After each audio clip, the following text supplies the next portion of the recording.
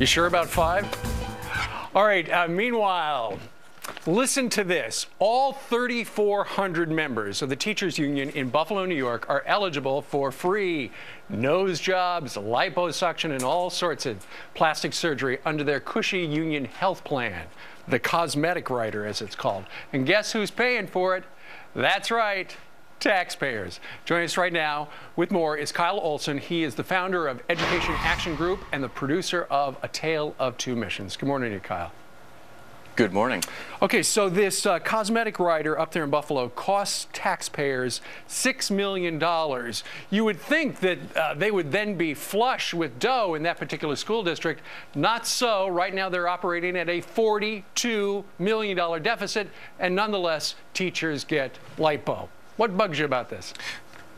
Well, another number to throw out is that the graduation rate in Buffalo Public Schools is under 50%.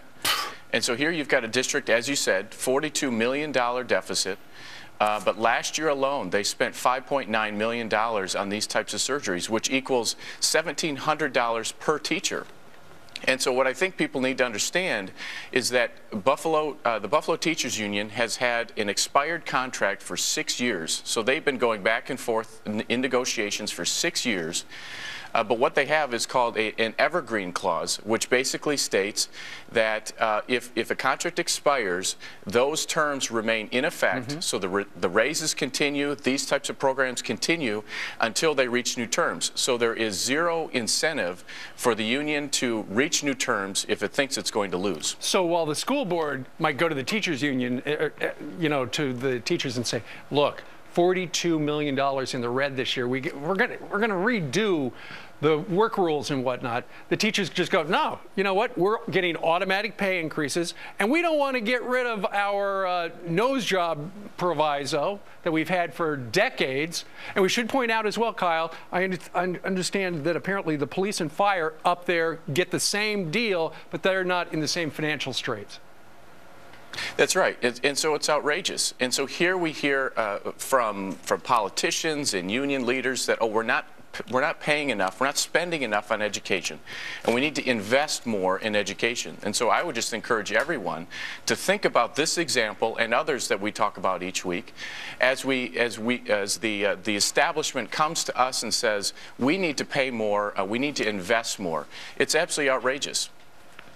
It is outrageous, and I think that the statistic that I had not heard that you started your segment with was really jaw-dropping. While they're spending $6 million to get this cosmetic rider, they're $42 million in debt, and yet less than half of the kids graduate in Buffalo. That's just a shame. That's right, and you never hear about those types of concerns when they're negotiating a contract. I mean, what do you hear in the news is precisely what we're talking about. Should the teachers have plastic surgery or not, and should taxpayers pay for that? What we're not talking about, and certainly what we're not hearing from the teachers union, is how do we improve student performance, how do we boost graduation rates, how do we hold the adults accountable, and those sorts of things. That's where the focus should be. Well, whatever they got in their last deal, they are entitled to, obviously, but when they just do delay of game so they don't have to give up the sweet deal and do a new deal, that is maddening. But that's what we talk about every week with Kyle Olson, the founder of Education Action Group. Joining us today from Michigan. Thank you, sir. Thank you. That's something. All right, coming up, need a new job? There are some